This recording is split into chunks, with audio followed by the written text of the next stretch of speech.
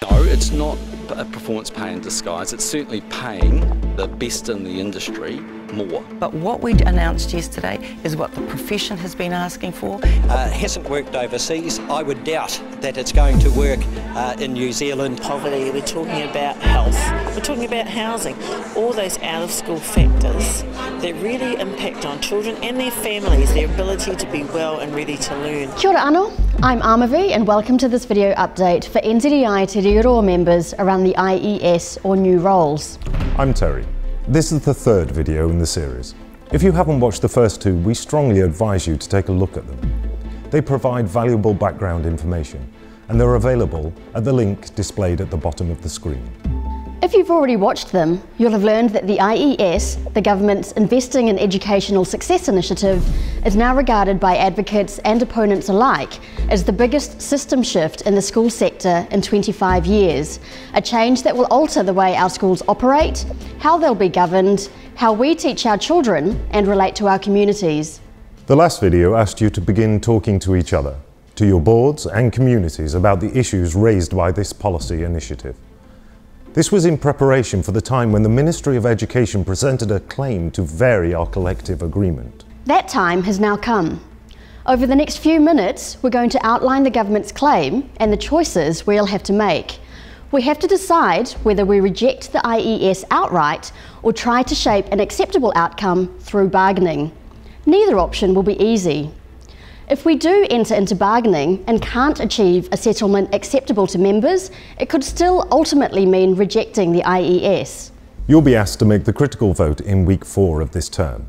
Later in this video, we'll outline how that will operate. Education of New Zealand children is getting a massive boost. It's not just a makeover, but a complete restructuring that'll change the way every school in the country is run. Since the PM's announcement in January, we've been playing a waiting game as a government-appointed working group has sought to add flesh to the bones of this hastily constructed plan that is the IES. At your direction, NZEI participated in that working group, guided by the principles you agreed should be the basis of any engagement.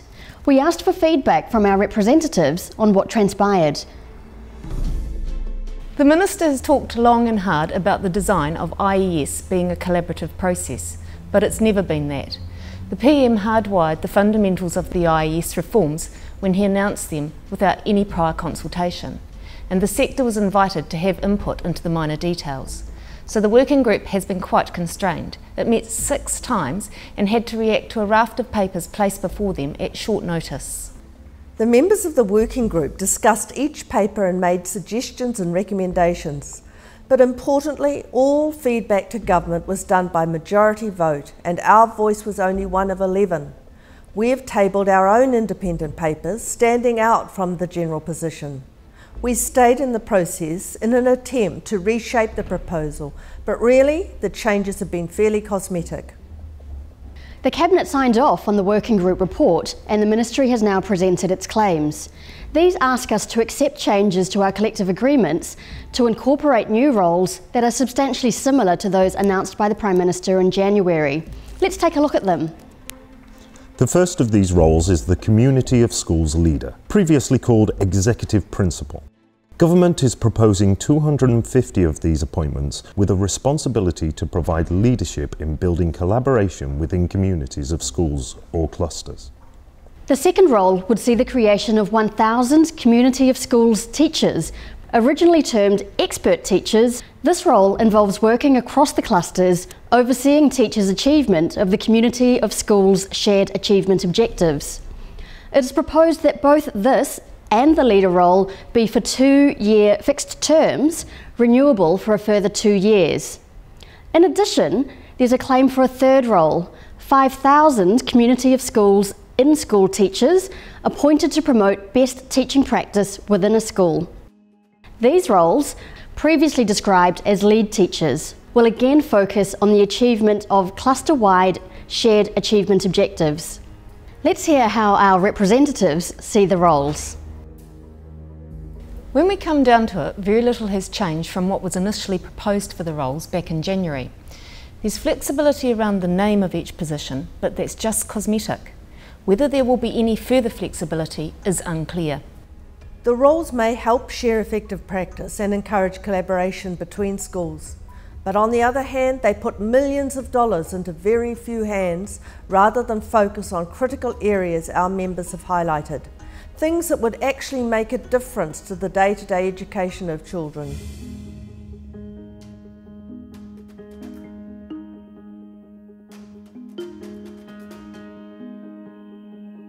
The executive principal and expert teacher roles are fixed term. They will take teachers and principals out of their classrooms for the equivalent of 2 days a week. This might support some people's career development, but it's not a permanent career pathway. The lead teacher role is an in-school one. It appears to be similar in concept to our asset teacher role. But for both this role and the other two, there's a lack of clarity about who answers to whom. How will they be appointed? Will they be appraised against the externally set objectives? Or will your school still have control over these processes?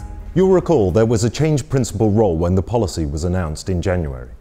The Cabinet has now agreed that rather than creating positions, schools with a principal vacancy will be able to apply for an extra allowance for the position. The criteria for school approval is not yet clear. We're still unclear about the potential for the change principal role to achieve its objective of helping struggling schools. The payment of allowances for only 3 years, as the Ministry is proposing, does not recognise the time required for real and lasting change. International research is pretty mixed about whether this concept actually improves schools. Integral to the new roles is the creation of communities of schools. It is proposed that these schools would self-select, they would be cross-sector, and they would largely be geographically defined. It won't be compulsory for a school to join a community of schools, but staff wouldn't be eligible for any of the new roles if their school was not in a community, nor would the school have access to any of the resourcing, including inquiry time allowances. This inquiry time is a big deal in the report of the working group. It is, and I quote, to enable teachers to access, observe, collaborate and reflect with lead teachers and expert teachers within or across our schools. But as our representatives point out, schools and communities already do this. This contributes to improved student outcomes across the whole curriculum. They're not limited to literacy and mathematics. Professional development is about more than student achievement. It is about raising teachers' capacity to deliver appropriate programs for their students. We are concerned that schools not involved in the clusters will be denied access to the inquiry time. So, what about national standards, the elephant in the room? Some time ago, the Minister signalled these and NCEA results would be the basis for measuring student achievement and gauging the success of those charged with the new roles. Plenty of members have expressed concern that the shared achievement objectives of communities of schools will be based upon NCEA and national standard results, effectively welding this narrow view of learning into our school culture. We battled hard against this in the working group, and the final report links student achievements to the New Zealand curriculum. So achievement is seen as much wider, but doesn't specifically exclude national standards. So if we do accept communities of schools and the new roles with their focus on student achievement, we need to ensure that national standards are not part of that.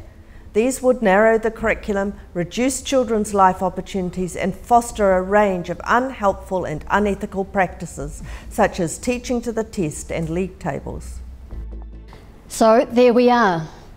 5 months on from the Prime Minister's announcement, the Ministry's cards are finally on the table. Ours are also, essentially unchanged from the ones we laid out in April. The time has arrived for decision making. A national executive has decided that the way to achieve broad participation is to have in-school ballots. National executive is making no recommendation as to which way to vote. That entire decision is for you and your colleagues. There are 4 votes to make. The first vote will ask you to reassert the quality public education values that you've consistently directed your executive to uphold. The second vote is to state what you feel about the IES. Do you have confidence in the policy as it stands or not? The third vote will be about strategy, choosing which pathway you wish to take. Opting for pathway A is a vote to reject the IES and call on the government to enter into sector-wide consultation on ways to use the $359 million resource to support quality public education.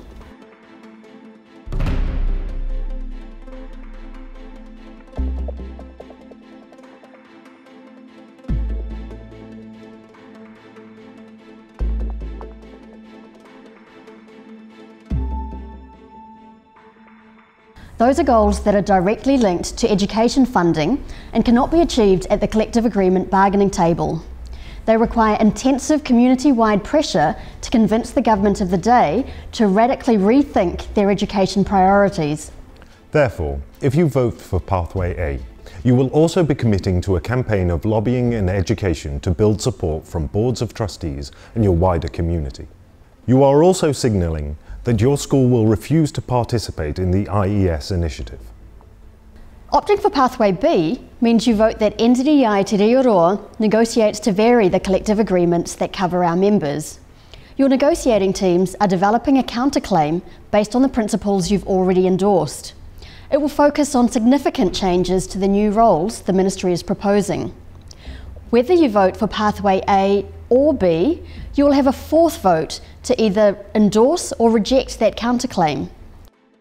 If the majority vote nationwide is in support of Pathway B, those claims will then be the basis for bargaining. If, however, the national preference is for Pathway A, the fourth vote outcome will have no direct relevance. As there are claims to vary both the primary teachers and the primary principals' collective agreements, teachers and principals will need to cast their votes in separate ballots. For members in area schools, there will be a slightly different approach. You'll be asked to indicate whether you support Pathway A or Pathway B. However, Pathway B will not include counterclaims at this stage, as your agreement is jointly negotiated by NZEI and PPTA. As this video is being shot, PPTA is negotiating with the Ministry over the introduction of IES roles into the Secondary Teachers Collective Agreement. There is a huge amount to think about here, and little time before you will have to vote between the 11th and 14th of August. The discussion within your school needs to ramp up now, so that you are prepared for that vote. There will be briefings for worksite reps and principals between the 28th of July and the 8th of August, and plenty of information to help your discussion on the NZEI website and Stand Up for Kids Facebook group. This is a critical point in our nation's schooling, and together we can help shape the future. Get informed, get talking, and be prepared to act for our children and our profession. Goodbye and good luck.